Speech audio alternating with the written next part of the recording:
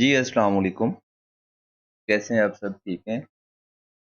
इस वीडियो में इस लेक्चर में हम सेल्स टैक्स का न्यूमेरिकल प्रैक्टिस करेंगे और जो मैंने 2 न्यूमेरिकल सेलेक्ट किए हैं जो हम एक इस वीडियो में डिस्कस करेंगे और एक इसे नेक्स्ट वीडियो में डिस्कस करेंगे। ऑटम 19 और स्प्रिंग 2018 का जो क्वेश्चन थे न्यूमेरिकल सेल्स टैक्स के वो काफ़ी कॉम्प्रिहेंसिव हैं जिसके अंदर उसने मेजॉरिटी जो कॉन्सेप्ट्स हैं आपके सेल्स टैक्स के न्यूमेरिकल के रिलेटेड यहाँ पर टेस्ट किए हुए हैं। तो हम इन दोनों को यहाँ पर टेस्ट करेंगे, सॉल्व करेंगे, डिस्कस करेंगे कि यहाँ पर हम इस चीज़ को क्यों इस तरह ट्रीट कर रहे हैं और इस चीज़ को क्यों इस तरह ट्रीट नहीं कर रहे हैं। हम कॉन्सेप्चुअल अंडरस्टैंडिंग को बिल्ड करेंगे ताकि हम उसको अप्लाई किस तरह कर सकते हैं, जो हमने अभी तक थ्योरेटिकली कवर कर चुके हैं। बाकी जो आपका स्प्रिंग 20 का क्वेश्चन आया था, वो बहुत ही ईज़ी क्वेश्चन था। आप वो खुद प्रैक्टिस कर सकते हैं। जस्ट वो थोड़ा एक फॉर्मेट से डिफरेंट था, जो नॉर्मल ट्रेंड चल रहा था, उस ट्रेंड से डिफरेंट था। उसने उसने वहाँ पर 2 पर्सन्स का, एक आई थिंक शान था, एक और एक पर्सन था, उन दोनों की अलग-अलग टैक्सेशन क्या कर ली थी, एक ही क्वेश्चन में टेस्ट कर ली थी।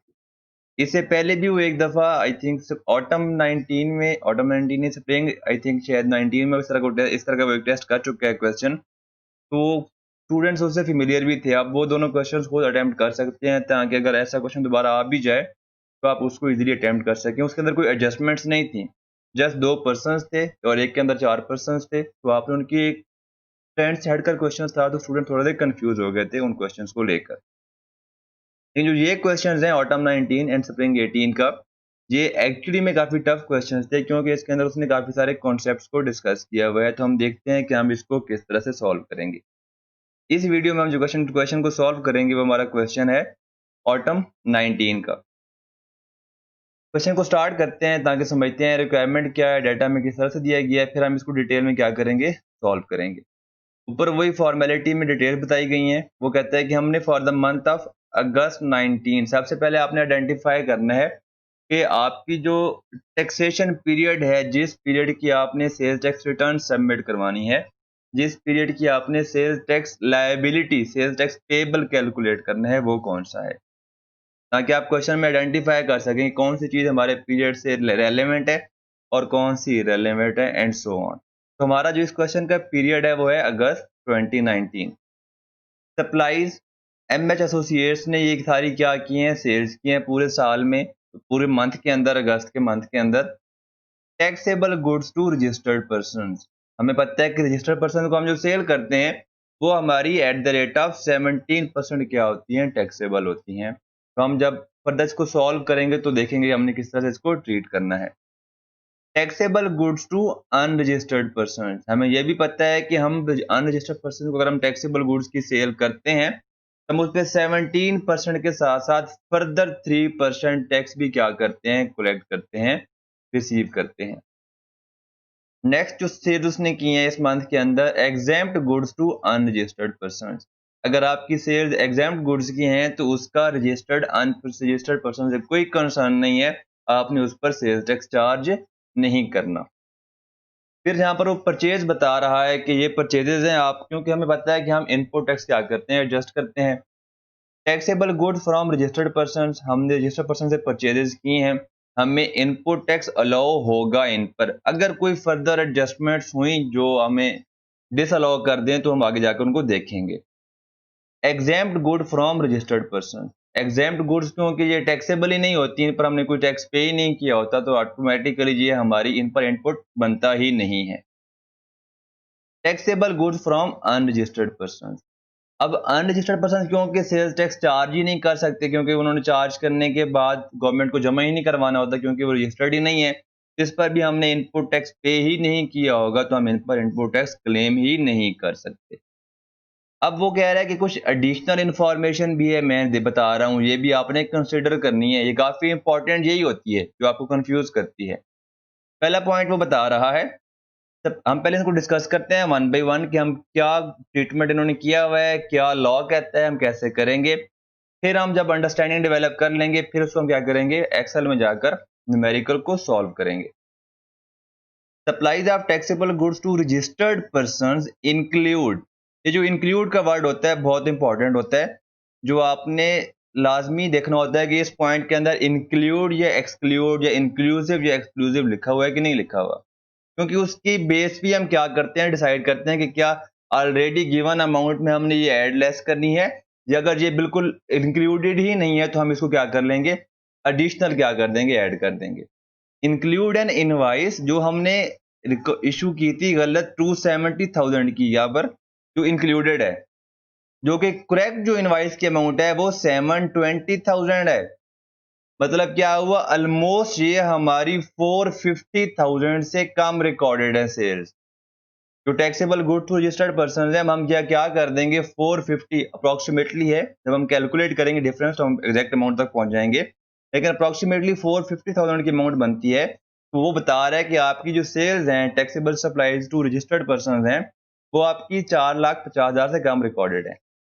हम क्या कर देंगे, हम डिफरेंशियल 4,50,000 को 7850 के अंदर क्या कर देंगे, ऐड कर देंगे। सिंपल सा ये ट्रीटमेंट है आपका, जैसा आपके इसके 1.5 मार्क्स भी हो सकते हैं, 1 मार्क्स भी हो सकते हैं, आप जो वहां पर इजीली गेन कर सकते हैं। फिर वो पॉइंट 2 में कहता है supplies of taxable goods to unregistered person include 365,000 to end consumers. अगर आपको याद हो, जब हमने डिस्कस किया था, थ्योरी डिस्कस कर रहे थे, वहां पर आपको मैंने बताया था कि अगर आप जो गुड्स सेल कर रहे हैं वो एंड कंज्यूमर्स को सेल कर रहे हैं, क्योंकि एंड कंज्यूमर्स मैं हूं, आप हैं। अब आप तो सेल्स टैक्स में रजिस्टर्ड होने के लिए लायबल नहीं है, तो उस केस में कुछ एक्सेप्शन हैं जिन पर आपने फर्दर टैक्स चार्ज नहीं होता, बेशक आपका जो बायर है वो अनरजिस्टर्ड पर्सन ही क्यों ना हो। इसको हम अनरजिस्टर्ड पर्सन से निकाल कर 365 को हम अनरजिस्टर्ड पर्सन में तो लेस कर देंगे, और रजिस्टर्ड पर्सन में हम क्या कर देंगे, ऐड कर देंगे। हम ये अज्यूम करते हैं कि जो एंड कंज्यूमर्स हैं ये एक तरह के रजिस्टर्ड पर्सन है, यस अज्यूम करते हैं कि हमने इन पर फर्दर टैक्स चार्ज नहीं करना। तो हमारे 2 पॉइंट्स इंतहाई इजी थे, तो 2 कॉन्सेप्ट यहाँ पर टेस्ट हुए हैं। ठीक है कि फर्दर टैक्स किस पर चार्ज करना है, अगर हमारी गलत इनवॉइस इशू गई है तो हमने किस तरह उसको ऐड या लेस करना है, एडजस्ट करना है, जो हम क्या कर चुके हैं, डिस्कस कर चुके हैं। आई होप अब आप क्वेश्चन में ऐसे किसी पॉइंट को इजीली सॉल्व कर सकते हैं। Purchase from registered supplies of taxable goods include, अब यहां पर कह रहा है कि परचेज फ्रॉम रजिस्टर्ड सप्लायर्स। अब यहां पर हमें फर्स्ट के बारे में क्या कर रहा है, इन्फॉर्म कर रहा है। अब क्योंकि पता है आपको कि हमने जो फर्स्ट हमारे हैं रजिस्टर्ड पर्सन हमने जो परचेजेस किए हैं उन पर हम इनपुट टैक्स क्लेम कर सकते हैं। अब फर्दर क्योंकि हमने एक कॉन्सेप्ट पढ़ा था, इनपुट टैक्स नॉट एडमिसिबल, क्या हमारी जो पॉइंट्स हैं कुछ ऐसे तो परचेजेस नहीं है, ऐसा तो कोई इनपुट नहीं है जो लॉ कह रहा है कि आपको एडमिसिबल नहीं है, हमने वो आइडेंटिफाई करना है। An amount of 1.8 million paid for purchase of new raw material. However, only 40% of the goods were supplied during the August 19. अगर आपको टाइम ऑफ सप्लाई याद हो, अगर आपको टाइम ऑफ सप्लाई याद हो तो आपने वहां पर पढ़ा था कि अगर आपने गुड्स पहले अवेलेबल कर दी या आपने पहले पैसे ले लिए, पैसे रिसीव कर लिए, तो तब आपकी सप्लाई कंसिडर की जाएगी। हम आपके ये आपके सप्लायर के मैं अकॉर्डिंगली बात कर रहा हूं, क्योंकि आपकी जो परचेजेस हैं आपके सप्लायर की सेल्स हैं, जब आपने अपने सप्लायर को एडवांस में पूरी पेमेंट कर दी तो टाइम ऑफ सप्लाई कब होगा, जब पूरी की पूरी पैसे उसको रिसीव हो गए हैं, जो भी अर्लियर है पैसे पहले रिसीव हो गए हैं या पहले हमने गुड्स डिलीवर कर दिए हैं, तो अब उसकी ये सेल्स कंसिडर हो गई। लॉ कहता है आपने इस पर सेल्स टैक्स चार्ज करना है, तो ऑटोमेटिकली आपने क्या किया होगा, सेल्स टैक्स भी उसको पे कर दिया होगा। तो गुड्स कितनी रिसीव हुई कितनी रिसीव नहीं हुई हमारा इससे कोई कंसर्न नहीं है, हमने 18 लाख पर क्योंकि सेल्स टैक्स पे कर दिया हुआ है तो लॉ कहता है आप इस पर इनपुट टैक्स क्लेम कर सकते हो। तो मतलब क्योंकि ये ऑलरेडी इंक्लूडेड है, इसकी हम कोई एडजस्टमेंट नहीं करेंगे। अगर ये हमें डिसअलाउ हो जाता, इसको हम यहाँ पर 5.4 मिलियन से लेस कर देते, क्योंकि ये हमें अलाउएबल इनपुट टैक्स है, हम इसको कोई एडजस्टमेंट नहीं करेंगे। इसमें फर्दर कहता है goods worth rupees 1.2 million against which a discrepancy has been indicated by the crest. हमने पढ़ा था कि अगर क्रेस्ट क्योंकि एक सॉफ्टवेयर है जो एफबीआर यूज करता है, गवर्नमेंट यूज करती है, जो क्रॉस मैचिंग करता है कि क्या जो आप अपनी परचेज इनवॉइस शो कर रहे हैं, जिस पर आप इनपुट टैक्स क्लेम कर रहे हैं, क्या आपके सप्लायर ने उसको सेल्स डिक्लेयर करके सेल्स टैक्स पे किया हुआ है कि नहीं किया हुआ। तो हो सकता है आपसे आपके सप्लायर ने सेल्स टैक्स तो कलेक्ट कर लिया हो, आपसे उसने पैसे रिसीव कर दिए हो, लेकिन उसने सेल्स टैक्स वो सेल्स अपनी रिटर्न में शो ही ना करवाई हो, गवर्नमेंट को जमा ही ना करवाई हो, तो उस केस में आपकी डिस्क्रिपेंसी आ जाएगी। लॉ कहेगा आप ये परचेज शो कर रहे हो, आपके सप्लायर ने सेल्स ही नहीं शो की, तो आपको ये जो 1.2 मिलियन है इस पर इनपुट टैक्स अलाउ नहीं होगा। ठीक है, तो हम इसको 5.4 मिलियन में से क्या कर देंगे, लेस कर देंगे। ये आपके परचेज के अगेंस्ट दो एडजस्टमेंट्स थी। फिर जो पॉइंट 4 कहता है वो two machines A and B costing 900,000 and 1.2 million respectively were acquired and commissioned into operation on 15 August 2019।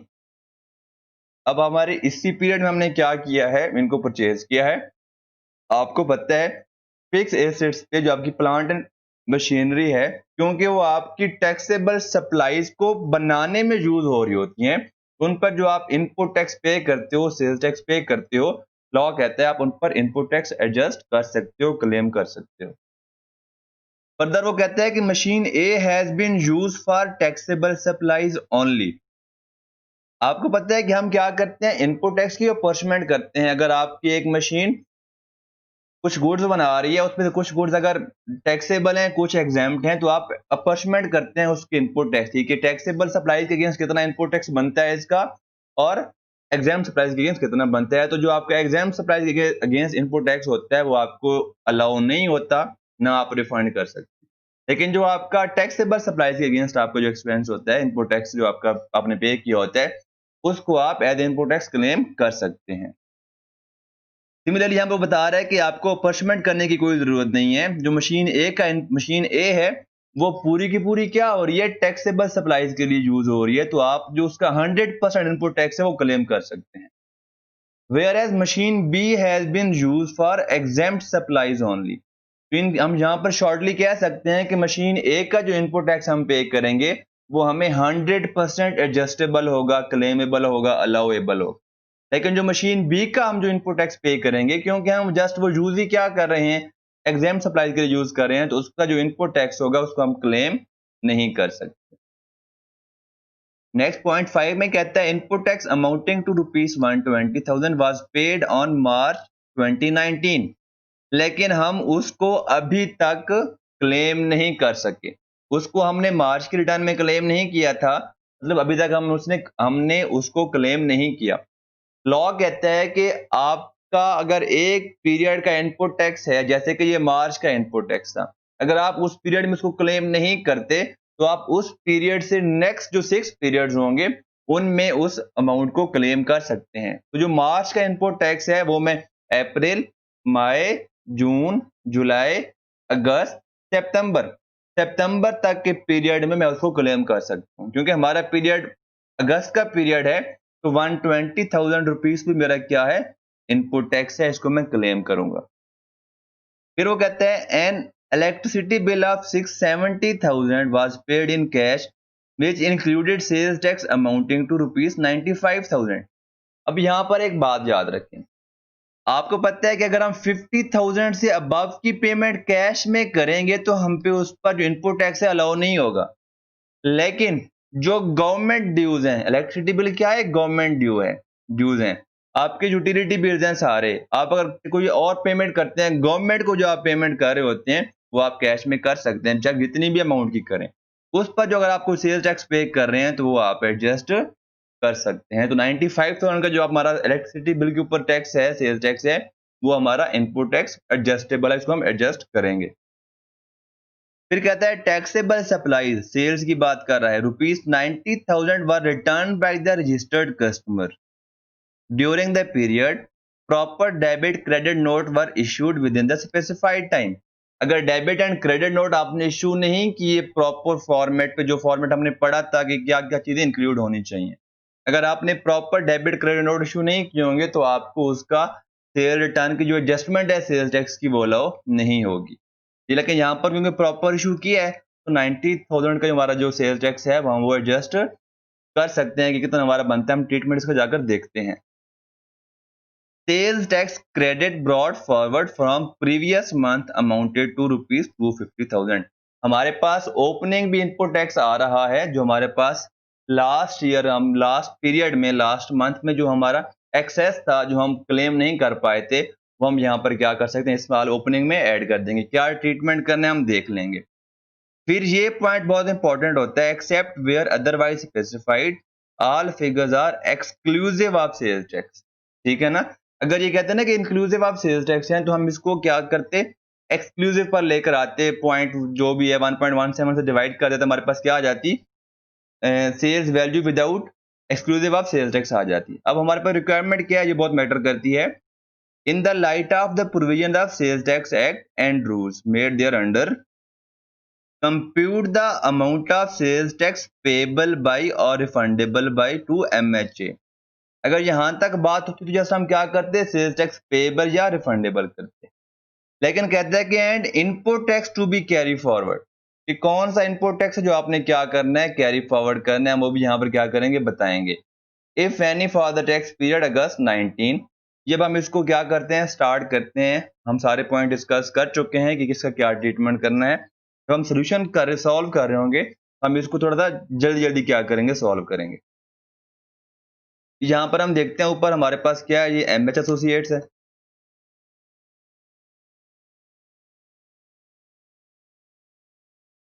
हम क्या कर रहे हैं, सेल्स टैक्स की कंपटीशन कर रहे हैं। आपने सारा लिखना होता है क्वेश्चन के अंदर। टैक्स पीरियड क्या है हमारा, अगस्त 19। जी सबसे पहले हम कंप्यूट करेंगे अपना आउटपुट टैक्स।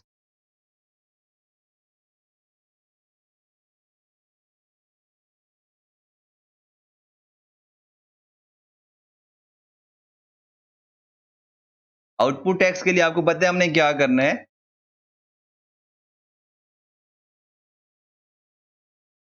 सप्लाईज टू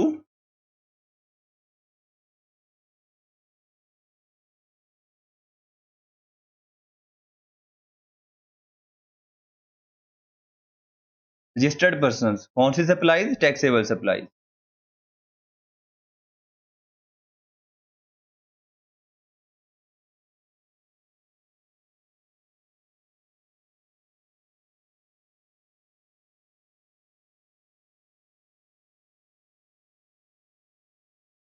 मैं यहाँ पर पहले एक ब्रैकेट में लिखता हूँ जी, आपकी जो taxable goods to registered person है वो है 7850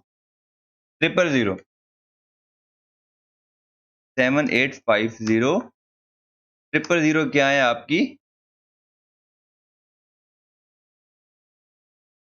taxable goods to registered person, आपकी क्या है, सेल्स है। फिर हम यहाँ पर नीचे लिखते हैं कि आपकी जो टैक्सेबल सप्लाई, आपकी जो टैक्सेबल सप्लाईज अनरजिस्टर्ड पर्सन,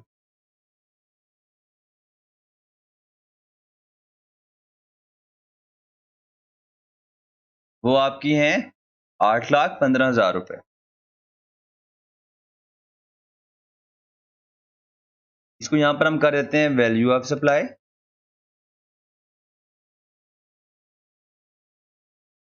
साथ में हम कर देते हैं यहाँ पर सेल्स टैक्स का रेट। यहाँ पर हमारे पास क्या बन जाएगी, सेल्स टैक्स की अमाउंट, जो भी सेल्स टैक्स उस पर बन रहा होगा। फिर हमारे पास जो नेक्स्ट आती है वो आती है एग्जेम्प्ट सप्लाईज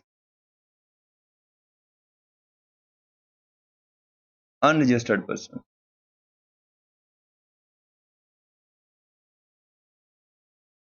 जो आपकी बनती हैं 8 लाख रुपए।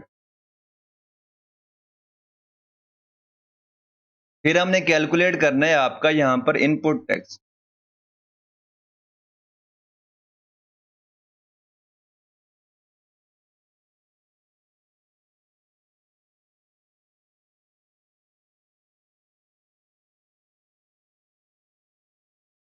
सिमिलरली आपकी यहाँ पर क्या आएंगी, taxable goods from purchase from registered person.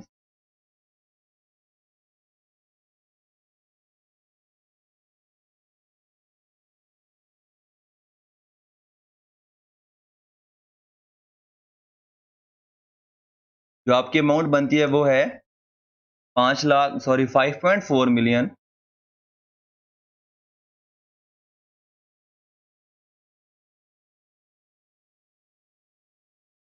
फिर है आपकी examined goods from registered person, क्योंकि आपको पता है कि एग्जाम्ड गुड्स पर आपको इनपुट टैक्स अलाउ भी नहीं होता।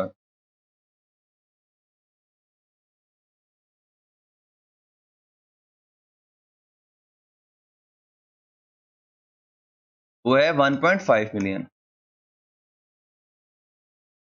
हम सारे पॉइंट डिस्कस कर चुके हैं। जो एडजस्टमेंट्स हैं मैं बाद में करता हूँ, वन बाई वन कहाँ पर जानी है, कैसे जानी है, वो हम डिस्कस करते हैं। फिर हमारे पास जो परचेज हैं वो हैं taxable good from unregistered person.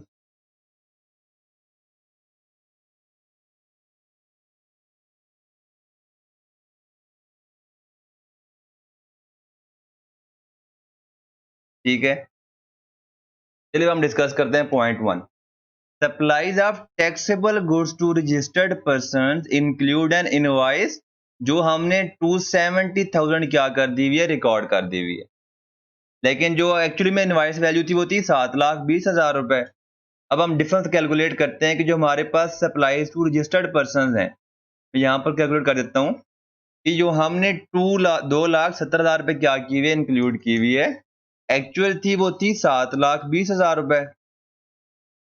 जो डिफरेंस अमाउंट आएगी 4,50,000 से हमारी क्या हुई है, हमारी जो टैक्सेबल सप्लाईज हैं टू रजिस्टर्ड पर्सन वो 4,50,000 से कम रिकॉर्ड की है। मैं उसमें क्या कर देता हूँ, इनमें ऐड कर देता हूँ, इंक्लूड कर देता हूँ। अब हम इसको क्या कर देते हैं, डिलीट कर देते हैं। हमारा जो पहला पॉइंट था वो हमने क्या कर दिया, सॉल्व कर दिया। जितनी अमाउंट से मेरी सेल्स की वैल्यू कम रिकॉर्डेड है वो मैं ऐड बैक कर दूंगा। जितनी अमाउंट से मेरी सेल्स की वैल्यू या टैक्सेबल सप्लाईज की वैल्यू ज्यादा रिकॉर्डेड है वो मैं लेस कर दूंगा, माइनस कर दूंगा। जी नेक्स्ट कहते हैं supplies of taxable goods to unregistered person include sale of 365,000 to end consumers. अब आप मैंने आपको बताया था कि जो एंड कंज्यूमर्स हम कंसिडर करते हैं कि ये हमारे क्या हैं, रजिस्टर्ड पर्सन हैं, लेकिन मैंने क्या किया हुआ है, उनको अनरजिस्टर्ड पर्सन में ऐड किया हुआ है। तो आपको पता है कि अनरजिस्टर्ड पर्सन को जो हम सेल करते हैं उन पर हम फर्दर 3% टैक्स भी चार्ज करते हैं, लेकिन यहाँ पर तो चार्ज नहीं करना हमने। तो मैं यहाँ पर क्या करता हूँ, इसमें से 365,000 लेस कर देता हूँ और इसको मैं अनरजिस्टर्ड पर्सन जो हमारे पास जो रजिस्टर्ड पर्सन की सेल्स हैं उसमें मैं 365,000 ऐड कर देता हूँ। पॉइंट क्लियर हुआ? कोई आपको क्वेश्चन हो तो आप कमेंट्स में उसको डिस्कस कर सकते हैं। अदरवाइज मेरी जो फेसबुक जो मैसेंजर का भी लिंक मेरे वीडियो के डिस्क्रिप्शन में गिवन होता है, आप मैसेंजर पर भी आकर क्या कर सकते हैं, क्वेश्चंस को डिस्कस कर सकते हैं। सेकंड पॉइंट हमारा सॉल्व हो गया। हम जाते हैं थर्ड पॉइंट पे। Purchases from registered suppliers of taxable goods include an amount of rupees 1.8 million paid for purchase of raw material. Same, कोई ट्रीटमेंट हम नहीं करेंगे, हम यहां पर लिख देंगे, एक नोट बनाकर लिख देंगे यहां पर सेपरेट, यहीं पर लिख देते हैं नो ट्रीटमेंट ऑफ 1.8 मिलियन। आप क्यों ट्रीटमेंट नहीं करेंगे, मैं पहले आपको बता चुका हूं, क्योंकि आपकी ये एक सप्लाई है, आप इस पे सेल्स टैक्स पे कर चुके हैं, इसलिए ये आपकी क्या होगी, इस पे आप इनपुट टैक्स क्लेम कर सकते हैं।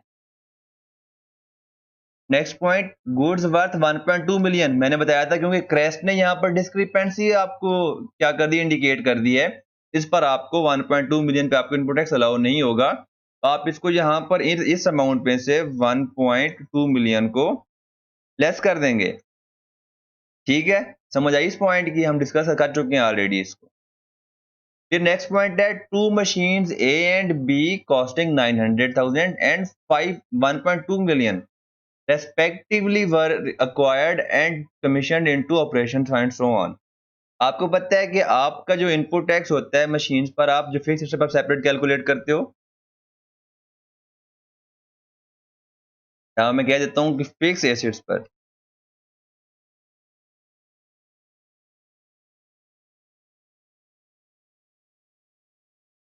मशीन ए,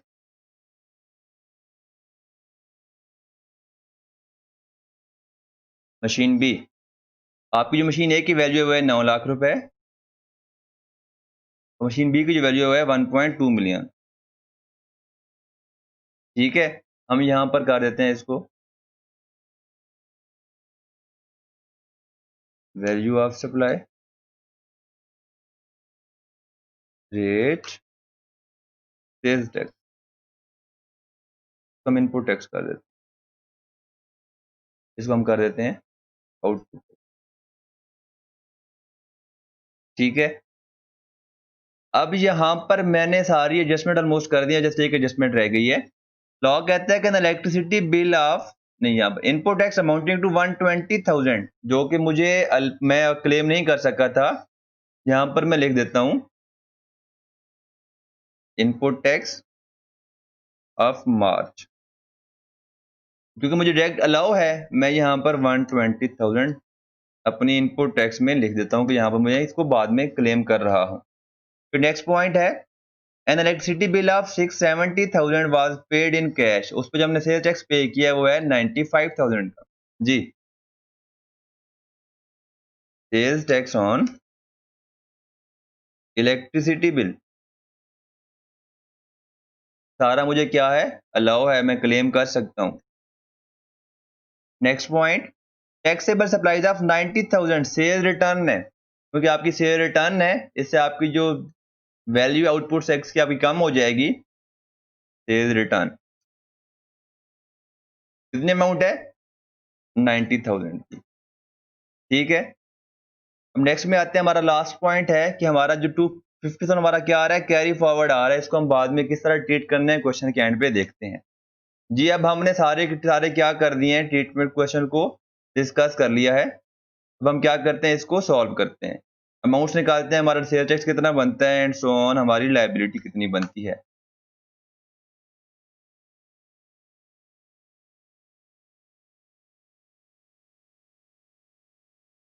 जी, आपकी जो टोटल वैल्यू ऑफ सप्लाई बन रही है, taxable supply to registered person, वो बन रही है, इन सबको मैंने सम किया है और मेरे पास वैल्यू बनती है, वो बनती है 8.665 मिलियन। आपके पास जो सेल टैक्स का रेट है वो है 17%। अगर मैं मल्टीप्लाई कर दूं वैल्यू ऑफ सप्लाई को रेट से, मेरे पास क्या आ जाएगा, output tax on taxable supply to registered person आ जाएगा यहाँ पर। जी, मेरे पास क्या है, ठीक है। अब हम डिस्कस करते हैं कि मेरे पास taxable supplies to unregistered person पे कितना मेरा टैक्स बनता है, अब हम वो डिस्कस करते हैं।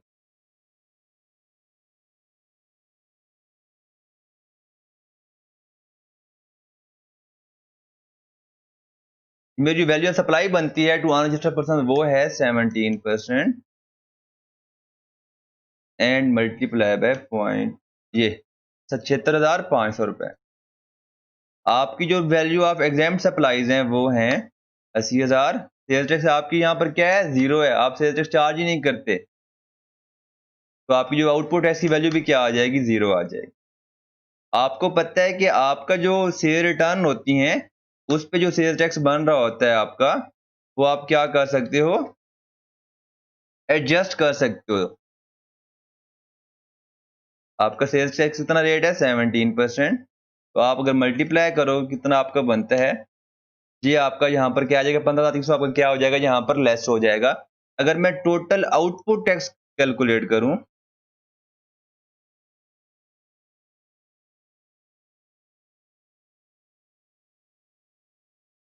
वो मेरा बनता है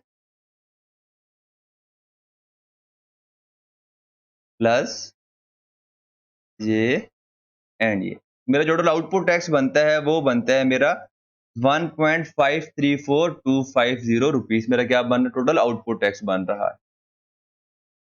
अब मैंने क्या करना है, टोटल इनपुट टैक्स कैलकुलेट करना है, और आपको एक बात ये भी पता होगी कि जो आपका टोटल क्लेमेबल इनपुट टैक्स है वो है 90% ऑफ आउटपुट टैक्स, और एक्चुअल जो लोअर होगा वो आप क्या कर सकते हैं, एडजस्ट कर सकते हैं।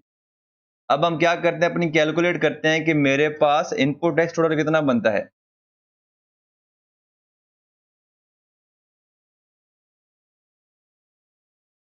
रेट मेरा 17%,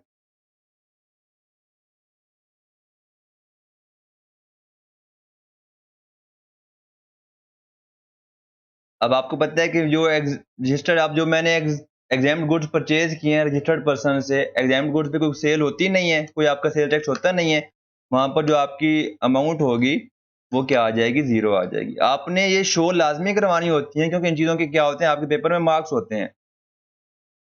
फिर आपकी taxable goods form registered person की मैंने अमाउंट नहीं लिखी, मैं यहाँ पर लिख देता हूँ। वो आपकी अमाउंट है 1.1 मिलियन।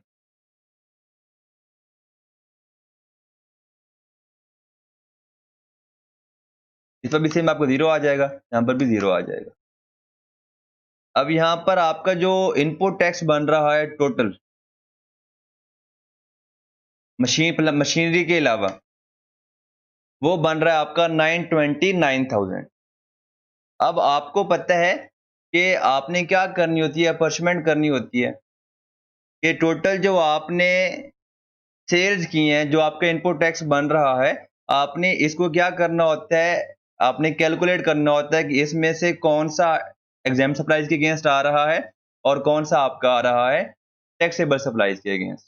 ठीक है, अब हम वर्किंग वन बनाते हैं उसकी। उससे पहले मैं क्या करता हूँ, आपकी जो मशीन पे टैक्स बन रहा है वो कैलकुलेट कर लेते हैं। मशीन पे भी 70% टैक्स आपकी जो गुड्स हैं, आपको जो टैक्स बनेगा वो बनता है 153 बंद आपका बनता है मशीन ए पे, एंड आपको जो मशीन बी पे बनता है वो ऑलमोस्ट 2 लाख से अबव बनेगा जी, 2,04,000 रुपए।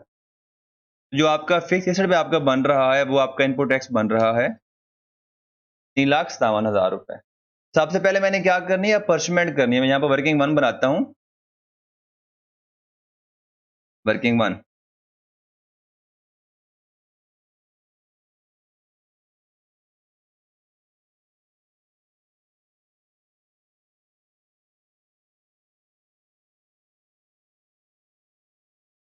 अब मैंने देखना है कि मेरी एग्जेम्प्ट सप्लाईज के अगेंस्ट इनपुट टैक्स कितना बन रहा है। अब वो मैं किस तरह कैलकुलेट करूंगा, total input tax, total input,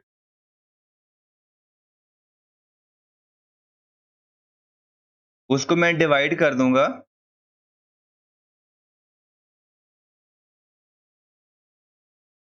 ये इनपुट टैक्स है विदाउट जो फिक्स एसेट्स मैंने कैलकुलेट किया था अपना, उसके बगैर ये क्या है, मेरा इनपुट टैक्स आ रहा है। अब इसको मैं फर्दर करता हूं, input tax divide by total supplies and multiply by exempt supplies. ठीक है, अगर मैं यहां पर कैलकुलेट करूं, मेरा जो टोटल इनपुट टैक्स आ रहा है वो है 9,29,000 रुपए। ये टोटल इनपुट टैक्स विदाउट किसके आ रहा है, ये आपका आ रहा है without input tax on plant and machinery. पहले मैं टोटल सप्लाईज की वैल्यू कैलकुलेट कर लेता हूं, यहां पर ले लेते हैं। टोटल जो आपके सप्लाईज हैं वो हैं, सॉरी,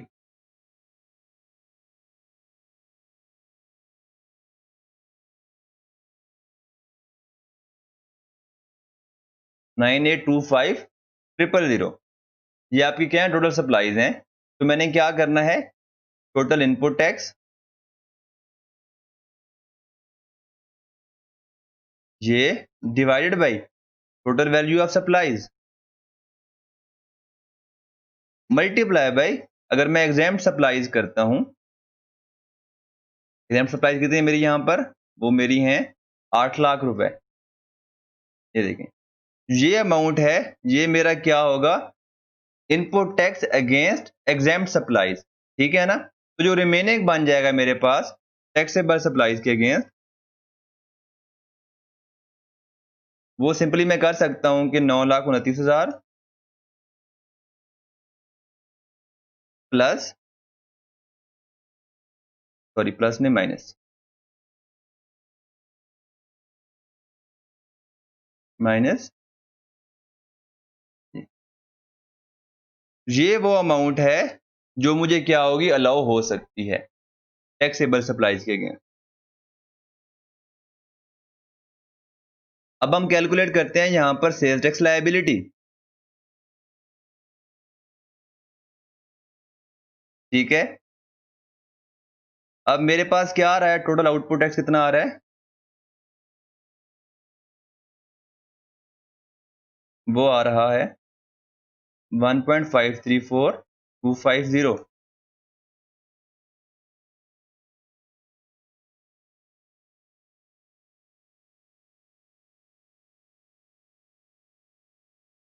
अब जो मैं इनपुट टैक्स मुझे अलाउ हो सकता है, मुझे इनपुट टैक्स अलाउ हो सकता है, वो हो सकता है 90% of output tax, 90% of output tax, या जो ओरिजिनल है, एक्चुअल एक्चुअल मैंने काफ़ी सारी चीज़ें लेनी है। एक्चुअल में मेरे पास एक तो आ गया ये वाला जो मैंने यहाँ पर कैलकुलेट किया है, जो मेरा टैक्सेबल सप्लाईज के अगेंस्ट बन रहा था, किधर गया ये अमाउंट। और मेरे पास एक आएगा ओपनिंग ड्रॉ फॉरवर्ड, भी मेरे पास क्या आ रहा था, क्वेश्चन में गिवन था, वो थी 2,55,000 रुपए। एक्चुअल कितना है मेरे पास यहाँ पर, प्लस ये 11,08,356। तो लॉ कहता है 90% of input tax, 90% of output या एक्चुअल इनपुट टैक्स, जो इनमें से लोअर होगा वो आप क्या कर सकते हैं, यहां पर एडजस्ट कर सकते हैं। ये आपकी क्या बन गई,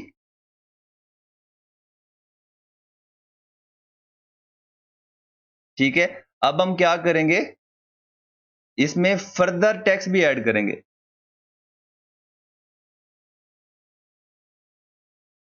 on unregistered person, unregistered person हमारी कितनी टोटल सेल्स हैं, वो है हमारी हैं 4,50,000 रुपए, ठीक है। इस पे हमने क्या करना है, फर्दर रेट जो चार्ज करना है, मुझे एग्जैक्ट नहीं, आई थिंक 3% है।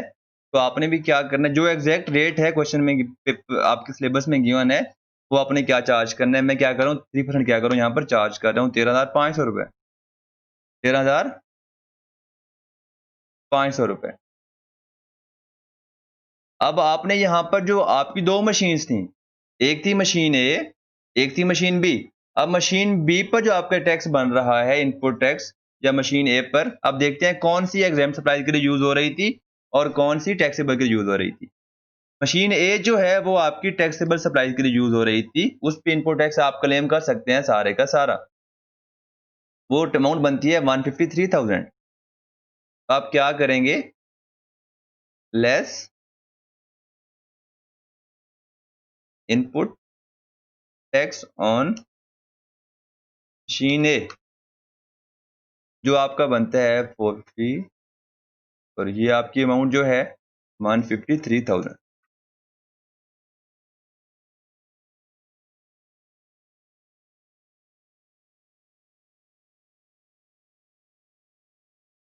जो नेट टैक्स पेबल आपका है वह 286,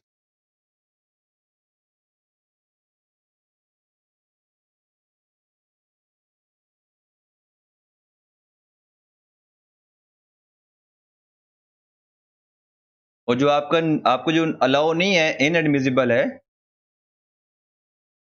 इनएडमिसिबल आपको जो इनपुट टैक्स है वो आपका है, वो जो आपके एग्जाम सप्लाईज के अगेंस्ट है, जो हमने यहाँ पर कैलकुलेट किया था अभी। एंड सेकेंड जो आपका है मशीन बी का इनपुट टैक्स, जो आपको अलाउ नहीं किया गया क्योंकि वो आप एग्जाम सप्लाईज के यूज कर रहे थे, वो है 204,000। तो ये आपका टोटल कितना बन गया, ये आपका बन गया इनएडमिसिबल इनपुट टैक्स। ये था आपका क्वेश्चन कंप्लीट जो हमने यहाँ पर सॉल्व किया है। इस तरह आपने क्या करना है, सॉल्व करना है। आई होप आपको ये चीज़ क्लियर हो गई होगी। कोई मसला हो तो आप क्या कर सकते हैं, डिस्कस कर सकते हैं, कमेंट्स में भी पूछ सकते हैं, एंड डायरेक्टली इनबॉक्स भी कर सकते हैं। Thank you so much.